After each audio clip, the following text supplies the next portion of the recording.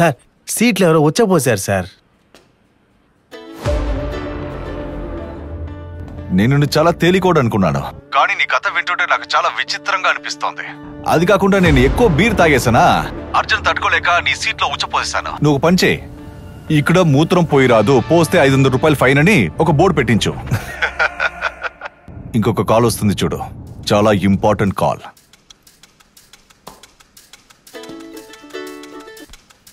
Hello cockroach, rowdy criminals అంతా వెతికి పట్టుకోవడానికి నువ్వేమైనా సూపర్ పోలీసా?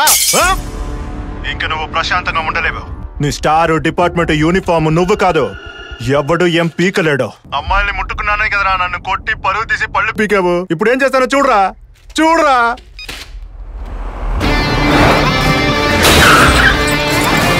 వాడొచ్చాడన్నా.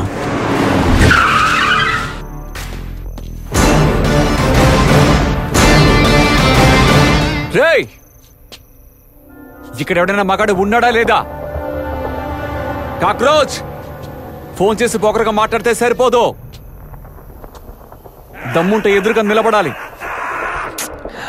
కాక్రోచ్ ఫోన్ తీయట్లేదంట్రా. బయటికి రా కాక్రోచ్.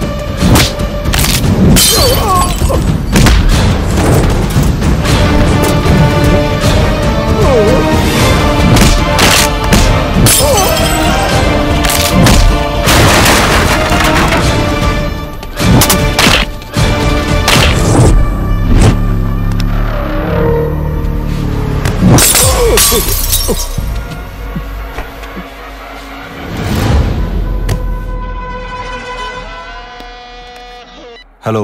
ఏ డాలీ, నీ తోడ పుట్టినవాడు నీతో మాట్లాడాలంట.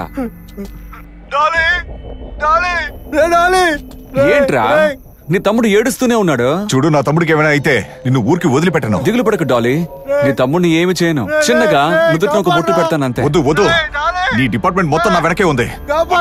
విను.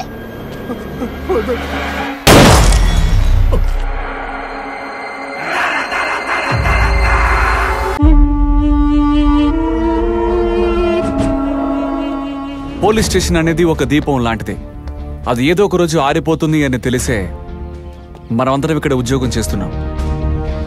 దాన్ని ఆరిపోయాలనుకున్న వాళ్ళు ఆడైనా సరే మగైనా సరే, తప్పు చేసిన వాళ్ళు అందుకు తగిన శిక్షని అనుభవించాలి. నా గన్ నుంచి ఎవరు తప్పించుకోలేదు, నా కళ్ళ నుంచి ఎవరు తప్పించుకోలేదు. Go and drink water.